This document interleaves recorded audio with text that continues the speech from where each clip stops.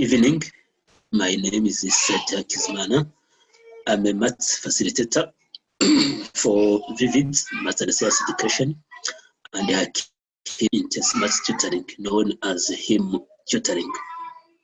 Now, today we are discussing an important topic. Is a small topic in paper 2, but it is very easy for a learner to attempt questions on this section. So the section is statistics, also known as data handling. Now, we are going to look at the skills needed to attempt questions in the statistics section. And after that, we'll go into deeper in dealing with bivariate data. That's requiring to sketch, to read, to interpret, and also draw, sketch, read, interpret, a scatter plot, and also draw a line of regression line, or a line of best fit, as it is known. So now let's look at the skills that we need in statistic section for all the grade 12 questions.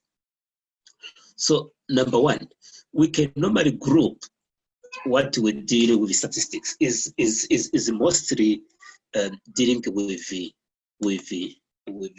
data. Okay, so now when we deal with data, we have got what we call ungrouped data. So ungrouped data, you have got a number individually. Data 1 has got this and that and that. So with the ungrouped data, normally that's what you deal with grade 8, grade 9, and grade 10.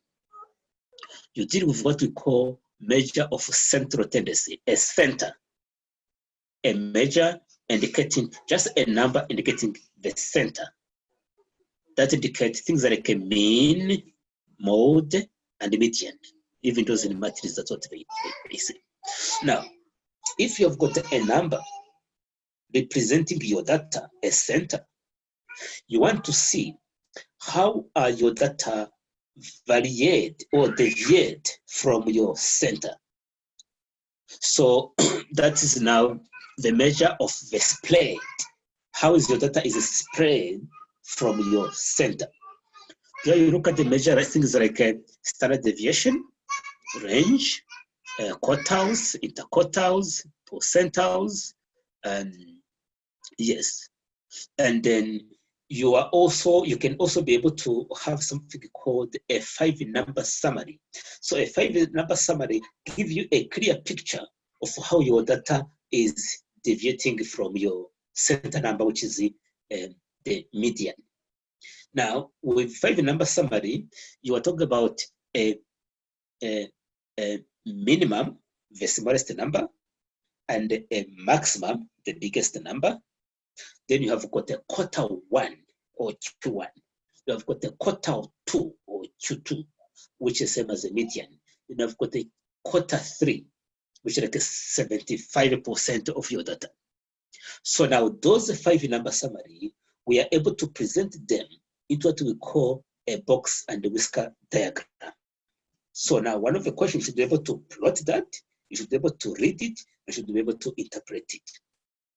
And then you should be able also to determine the quartiles and the percentiles. We are not going to deal with that one today, but in the later stage we will do that. That's the work you do in grade 10 and grade 11. Now, we go now to the grouped data.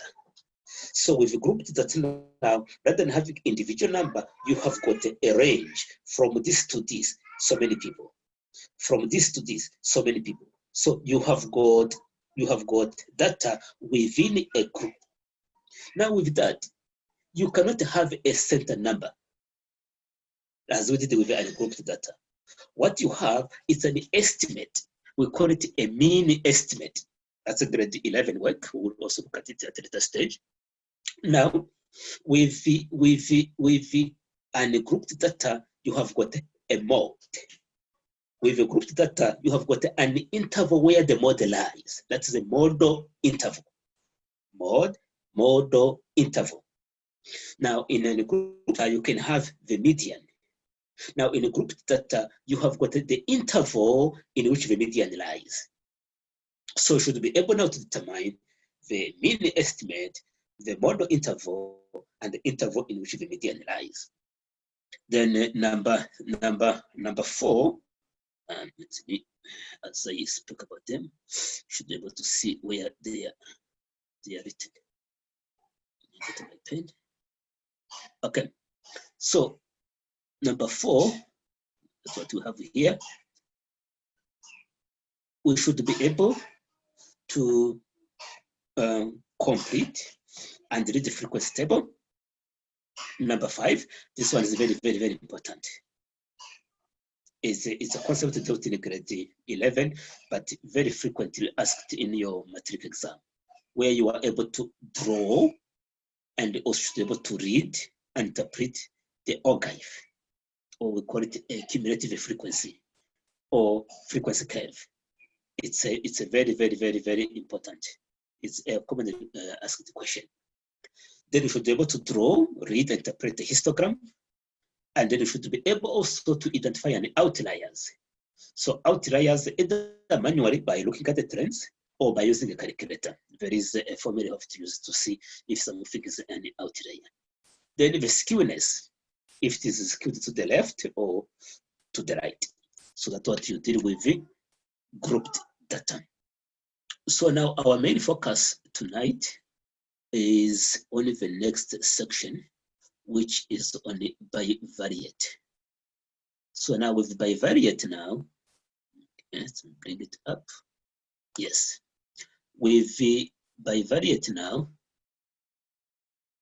yes, you should be able to plot, to read, and interpret a scatter plot. Yes, a scatter plot. And then you should also be able to put in draw a line of best fit, also known as your regression line. And then you should be able to interpret the trends. So once you have plotted, you should be able to see how does the independent and the dependent, or how does the one value influence the other? Is there any positive relationship or negative relationship or no relationship at all? You should be able to see that trends. Then you should be able to, there is a lot of work with the calculator. You should be able to use the calculator to determine a regression equation or regression line. Then you should also be able to determine the correlation coefficient. Normally, correlation coefficient is the one we are able to use to see the strength of that relationship between this value and that other value. And you can also be able to interpret that correlation coefficient. Then the last 3, we should be able to use either the graph that you have drawn or the equation that you have got to do some estimation. We call it interpolation if what you are estimating is within your range that you have collected, or extrapolation if what you are estimating is far away from the data that you have collected. That's why there is interpolation and extrapolation. Normally, when you are doing interpolation, your estimate is very much valued more than extrapolation, because with extrapolation, you never know. Data might change along the way. So now, let's go straight to type of question that they would ask in the exam. Then we start dealing with these skills on dealing with bivariate data, which is sketching a scatter plot, reading it, and interpreting it. And also go to your calculator to determine our regression equation, and also do some extrapolation and the interpolation. So I go to share again. Let me pause. Okay, it's coming. We go to share again. Then we pick these questions. So these were questions prepared by him tutoring, Haki's intense math tutoring. Type of question you would expect from the statistics. Most of these are from the past exam papers. Now let me reduce this. Maybe that can be helpful. If it was 275, let me see what happened. Yes, good. We are able to see the question. Yeah. Now let's read the story. From the story, it says, it is said that the number of times, oh gosh, this is too small. I am hardly able to read this. I'm getting old. Yes, much better. Now it says, it is said that the number of times a cricket.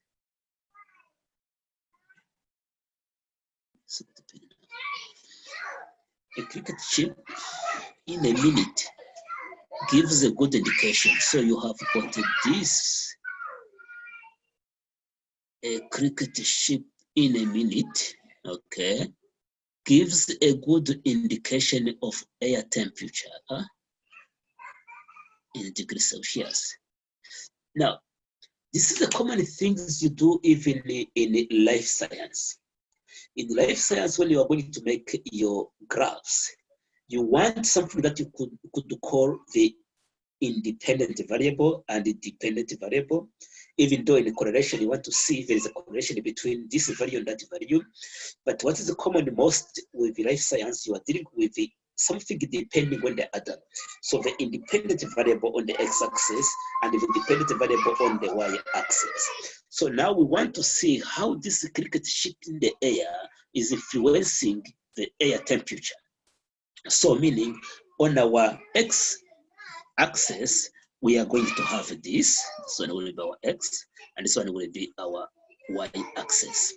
Now, before I go any further, so many learners struggle with the setting up of a scale.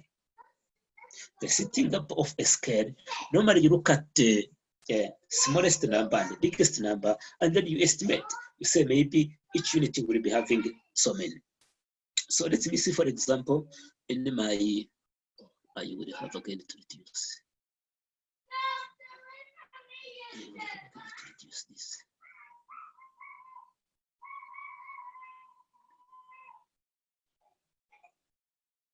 Okay.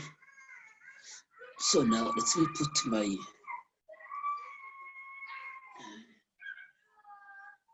I'm going to write here. Okay. Now here I have got from 30 to 200. I can put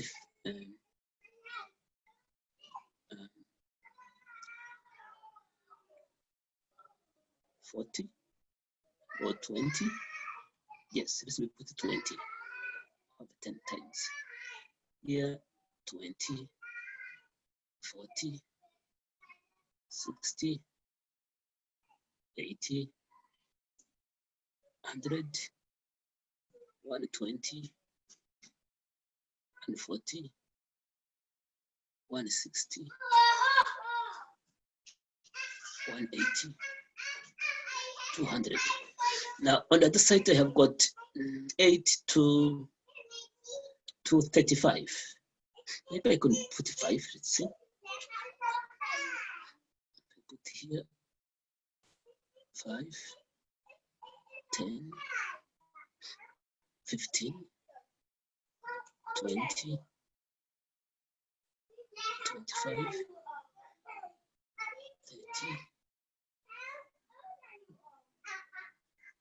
35. So now I can see that for 30, which is somewhere here, with the 8, maybe somewhere here. That's going to be the point. Then I have got a 40, which is here, and a 10. 40 and 10, maybe somewhere here. Then I have got 52, 52, maybe somewhere here, with 12, maybe somewhere here. And I have got 76, somewhere here, with 15. I go up 15, maybe somewhere here. Then I have got 92, somewhere here, 92 with 17. Then I have got 112, somewhere here, with 20. I go up to 20, somewhere here. Then I have got 180, yes, with 28. With 28, almost 30, somewhere there. Then I have got 184, with 30, somewhere there. Then I have got 235, 200 there, and 35. Yeah, maybe somewhere there. Yes. So that's my scatter plot. So the question was, oh gosh, I want to see this, but I can check these ones up here. See if I can much better. Now, represent the data, yes. Explain the claim that, okay, equations. So now when I'm going to the equation, I will go to my calculator mode. Then I will choose the number 3, which is statistics. Then I will choose the equation. So equation we have got, normally relate to what we know that a linear equation of got a y equals mx plus c. So now with this one, we have got y equals a plus bx, where this a is the same as c. That is your y-intercept. Then this b is like the gradient is the same as our m. Yes. So now when you go to draw your line of best fit, should pass through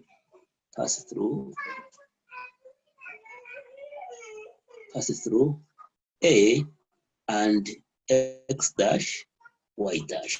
So this is the mean, and this is the y-intercept. So your regression line have to pass through those 2 points. So now I will choose the number 2, which is my regression line. I'm going to put my x value there, which is 32, enter, 40, enter, 52, enter. Let's me do this. Let's me pause first. So it's passing through the A and the mean. So we're entering data 40, 52, and then 76, enter, 92, enter, 112, enter, 128, enter, 180, enter, 184, enter, 200, enter. So then we move to our y values. The first one is 8, enter, 10, enter, 12, enter, 15, enter.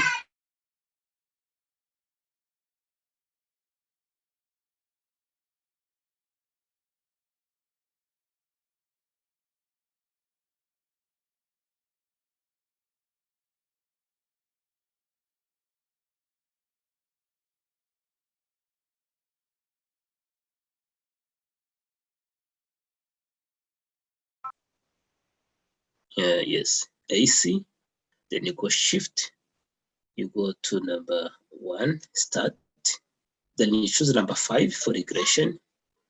Okay, 5 for regression. Then you go number 1 for A, and equals. So now we have got here our A. So our A equals 3,97. And again, AC shift starts 5. Then you go to B, number 2, which is B. So we have got B, which is equal to 0,15. And you go again, AC shift start number 5. You go to R, which is 3. That's a correlation coefficient equals. So we have got our R, which is equal to 0,99. Then I go again, AC shift number 1. Now you don't go for regression now, you go for variance, because you want to see, yes, that will be 4. Choose 4. Then you go to X dash, that's number 2. So we have got now our X dash, which is equal to 109,109,6. Then AC again, shift 1, go to number 4. Then you go to Y dash, that's number 5. You choose that's 20. Now you have got your Y dash. Y dash, which is 20. Okay. So now that's the same place you can get even standard deviation if you want. So now, if you want to plot our line of best fit, so we call it. Let me choose a different color. Maybe let me use this one and see how it's going to be. Okay. So we need our A value. 3, yes, 3 will be somewhere here. It's an estimate. That's our y-intercept. Then we have got X dash 109. Where is 109? Will it be somewhere here? 109 somewhere here. And then we have got Y dash, which is 20, somewhere here. So I want those two lines to meet somewhere. That one. Then I go this one here. Now I want the line to pass through this point and also pass through this point, and having almost equal point above and below. So you are trying to minimize the distance from this line with the other points. So it should be something like that. Oh gosh. Yes. So that will be our line of best fit. Yes. So now this one we have plotted. Let's put our. So this is in chip.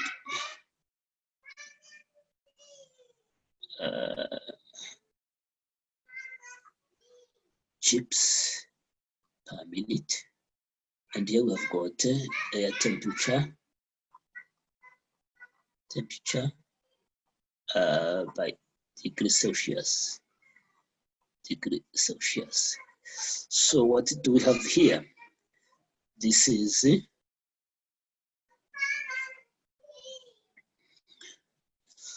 our headings can be air temperature,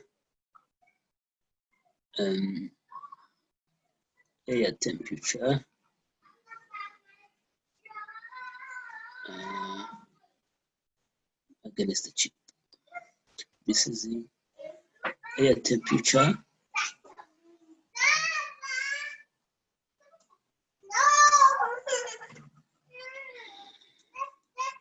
against chips per minute, because normally your your headings is what you have in your graph. Okay. Or you can say influence of air temperature on the influence of chips per minute, chips, influence of this to the air temperature. Yes. Now here you say explain why the claim gives a good, gives a very good indication is true. So you see as the chips, what they call it, yes, as the chips per minute increases, you will see an increase into the air temperature. And also when you look at the R value, you have got a positive, means a positive correlation, and you have got the R value of 99, which is very strong. Almost 99% of the air temperature, the temperature in the air is influenced by the number of chips per minute. Yes. So here we say determine the equation of the least regression. Okay. Now the equation will be y equals what is our gradient is 0.15, 0.15 x, where x is the chips in the air per minute, then plus our a, which is 3.97. 3.97. So this becomes our regression equation, of which we can able to estimate based on this equation, or we can use the graph to make an estimate. Okay. I hope we'll be able to remember this. Everything will be messed up.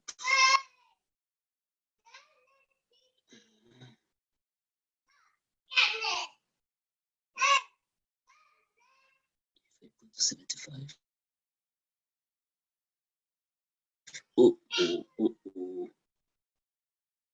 It's okay. Okay. Now here it says,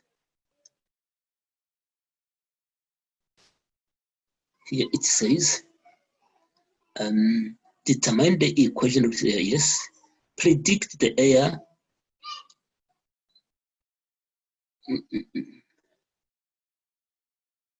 Predict the air temperature. Predict the air temperature in a degree if the cricket chips 8 times. So now we want the values of y. We want the value of y. So I've got a y equals 0.14, 15 times 80 plus 3.97. So if you go to your calculator, we have got 0.15 times 80, then plus 3.97, which gives us 15, which is equal to 15.97. Now, if you look at 80, it is within our range, because 80 is somewhere in the middle, somewhere here. So that's an example of intrapolation. Intrapolation, which is within. If, for example, they talk about probably if the chips maybe was 300, that's a typical example. If the chips was 300, you should come to this equation, and where you are putting 80, you put 300. Let's see. So you come here.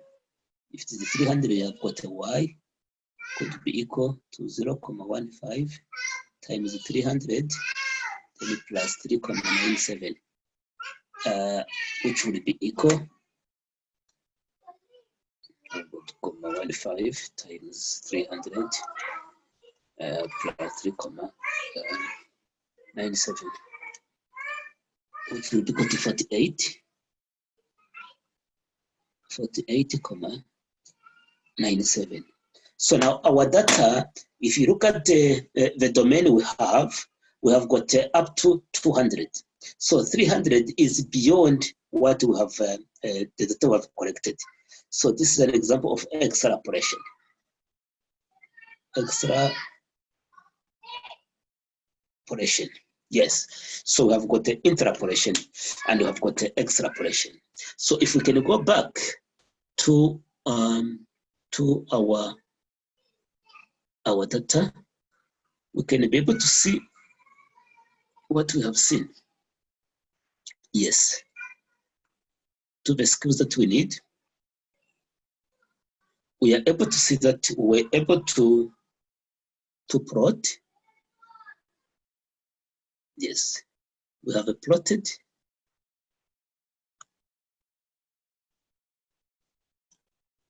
So we have plotted a scatter plot. We did the scatter plot, and we had to interpret also a scatter plot. And then we were able to use the calculator to get a regression equation. We're able to find our correlation coefficient. And we spoke about the correlation coefficients also, where we spoke about 99% of this being influenced of that, or strong positive correlation between the air, between the number of chips and the temperature in the air. Yes, and we have also used the regression line for interpolation and the extrapolation. So basically from one question, we are able to tackle all of those skills needed for dealing with the bivariate data. Now, let's see for another question that we can get here. Oh gosh, let me go to share. We go to share, this one. Okay. Then share. Then I look for another question.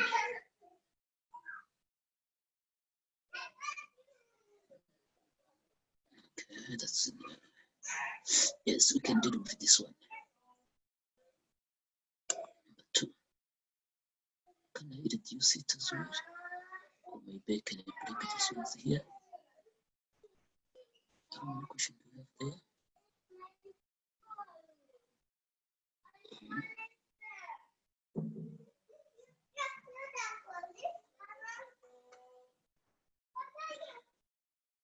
Yes. So now, if we go to the first question, is asking us, the first question here, is my right? Okay. The first question here is asking us to identify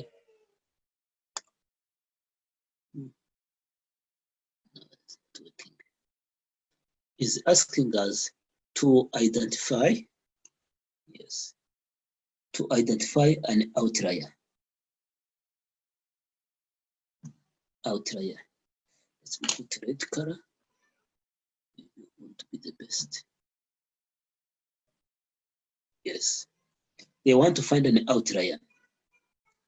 Now, if you look at the trends, consider as the number of hours increases, we are able to see the values of cell in thousands also increasing. Now, let's look at the story. Let's look at the story.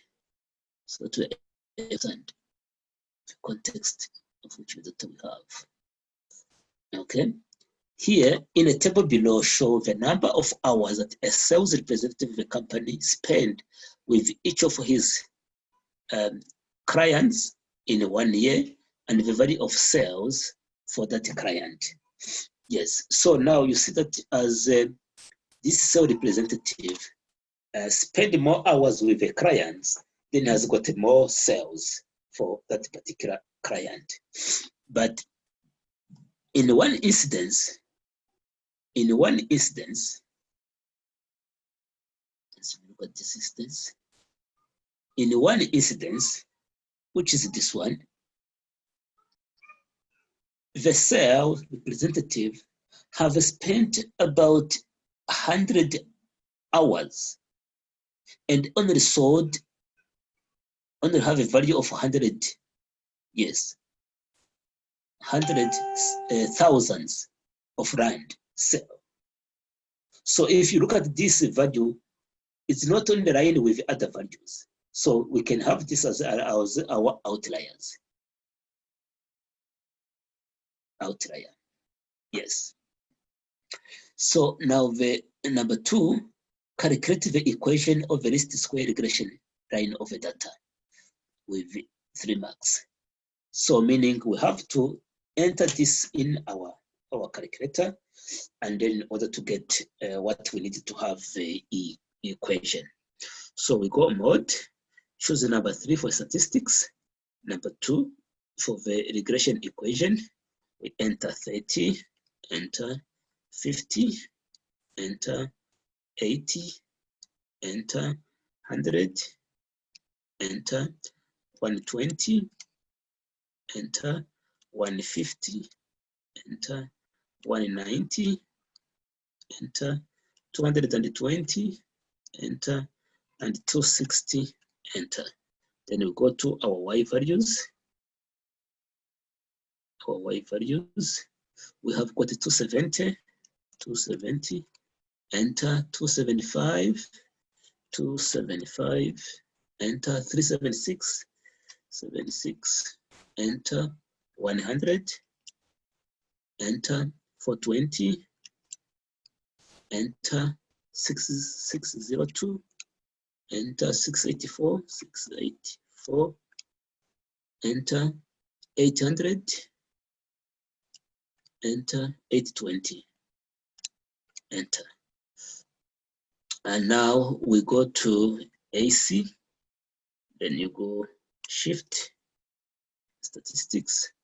We want regression line, you go to regression, which is number 5. Then you get your A, choose 1, A. So now we have got our A, okay. Our A, which is equal to 55, 4, AC shift 1, we go 5 regression. Then we have got our R, though we might not need it, but we should choose it. A, or choose B, 2. So our B, which is a like gradient, is equal to 2,7. Then AC shift, and then we go statistic, okay. 5. Number 3, which is R. We have got R, which is equal to 0,72. Then AC shift, then we go statistic, we go to number 4, and yes, we choose X dash, that's 2. So our X dash, which is equal to 133.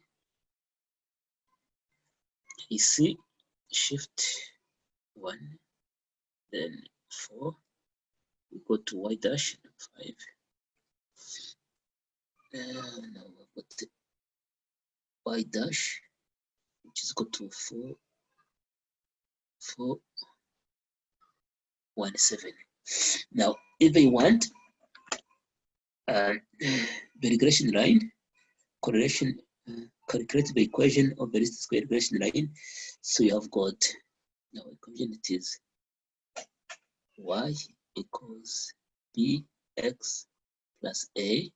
So Y would be equal to, what is our B is 2,7, X plus, what is our A, 55,4. Or you can start when I will say Y equals 55,4 plus 2,7 X.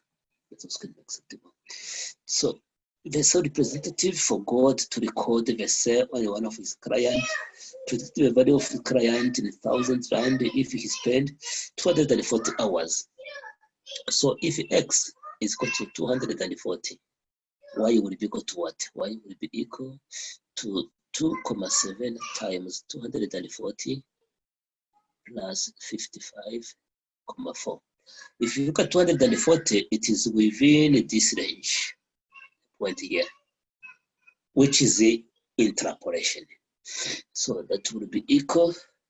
If you do the calculation, you have got 2,7, then 240 plus 55,4, which is equal to 700, which is equal to 703,4 thousands.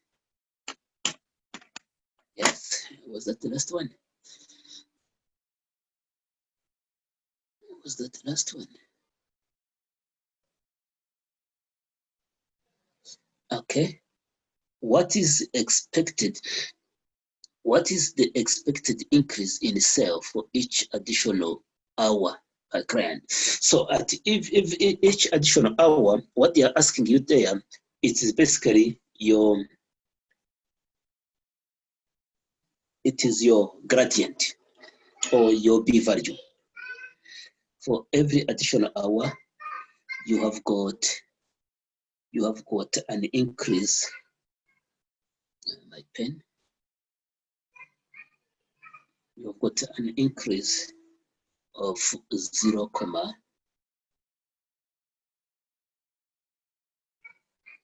you've got an increase of 0. Oh, okay. It is 2,7 thousands. Remember, it is in the thousands. So every increase in an hour, this is how much they increase. So if they have asked us to plot the line of best fit, we should go to A, where it is 55. 55 will be somewhere here. That's 100 in the middle, somewhere here. And then we go to BX, which is 130. 130 will be somewhere here. 133, somewhere here. Then we go to Y, which is 417. 417, maybe somewhere here. 417, somewhere here. And then if you come this side and you go up here, so the 2 points will meet somewhere here. So you want to pass through this point and that point and make sure that the lines, the dots above and below, they're almost. So that, yes, that becomes a line for our best fit, which is a regression line, of which you can be able to use to predict. For example, we spoke about, we predicted somebody who did 240 hours. So 240 hours was here. So you go up here 240, and then you come here and you go to read the number here. So that's basically where the number is. Yes, we got 703, which is between 800. Yes, we're not very accurate, but that's how you read it. You go to this, you go to your line, and then you return on the other side. They can also give us here the Y value to look for X value. You go to your line, you go down, and you're able to read your X values. So basically, the reading of this is the same things we do when you are reading the normal linear graph or a straight line graph. Yeah. And is there, so I think this is all what we have. Now we can be able to pause and end here. So basically what you have seen, we have seen that with bivariate data, you have got the X and the Y, and you want to see if there is a relationship between the two, if there is a trend, yes, a correlation. It's going to be positive correlation or negative correlation or no correlation at all. If your correlation is closer to 1, that's a strong. It's going to be, if it is 1, closer to 1, that's a strong positive correlation. If it is closer to -1, that is a strong or negative correlation. If it is 0 or closer to 0, it's a weak or no correlation at all. So the bigger the number, the closer is the strong is the relationship. Yes. Here with, for example, something like a 7, That's a strong correlation. But if you have maybe 0.4, that's a weak relation. Either 0.4 positive or negative 0.4, that is a weak correlation. And then you go to your calculator, you get your A value, so y-intercept, P value, which was same as your gradient, then the mean, and then those are the ones you use to plot your line of best fit. And for the regression equation, you use the intercept, which is the P value, and the A value to fit into your equation. Then the correlation coefficients explain also the trends of the two variables you are dealing with. So thank you. Wish you all the best for your paper 2, and the section on the statistics.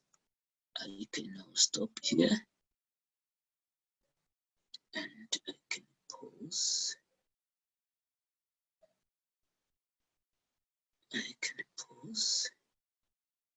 Stop recording.